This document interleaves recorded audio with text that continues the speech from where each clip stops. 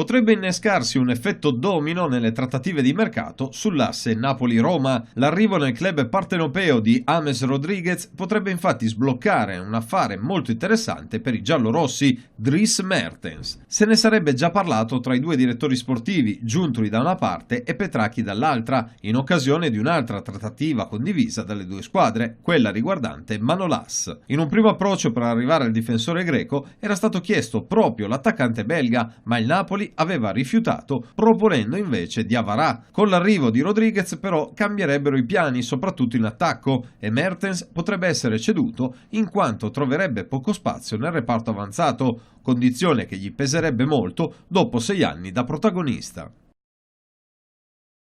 Nicolò Barella, centrocampista del Cagliari, della Nazionale e della Nazionale Under 21, è richiesto non solo dall'Inter ma anche dal Paris Saint-Germain. Infatti Leonardo, direttore sportivo del club parigino, si sarebbe detto pronto ad acquisire il centrocampista, il cui cartellino vale circa 45 milioni. Il brasiliano era interessato al giovane talento già da quando era al Milan. Volta pagina, inizia una nuova avventura con il Bologna. Walter Sabatini, le sue prime parole in conferenza stampa. Qualcuno ha rilevato il fatto che io mi sono messo una cravatta. È vero, me la sono messa perché oggi per me è un giorno di festa, realmente è un giorno di festa. Perché Bologna io l'ho scelta, è una scelta che ho dovuto procrastinare per qualche tempo, ma è una vera scelta, perché io ho deciso di vivere il saldo della mia vita dentro una bolla di gioia, possibilmente calcistica, ma anche di vita, e credo che questa sia la città migliore. Non è che tendo a venire qua a far bagordi, vengo a fare il calcio, però credo che Bologna sia la città più indicata per vivere bene e per celebrare eventualmente qualche successo sportivo.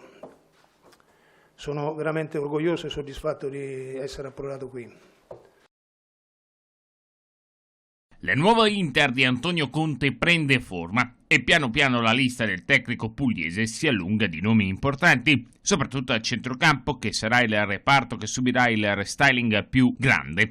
Infatti dopo Nicolò Barella c'è un'altra pedina in arrivo, Mateo Kovacic. Il mediano croato di proprietà del Real Madrid, ma in prestito al Chelsea di Sarri nella scorsa stagione, conosce già l'ambiente nerazzurro, avendo giocato all'ombra della Madonnina tra il 2013 ed il 2015. Aveva lasciato la Spagna pensando che il suo futuro sarebbe stato in Inghilterra, ma il blocco del mercato dei blues ha sparigliato le carte in tavola. Ci sono già stati contatti tra l'entourage del giocatore e Piero Ausilio. Kovacic può tornare a Milano in prestito.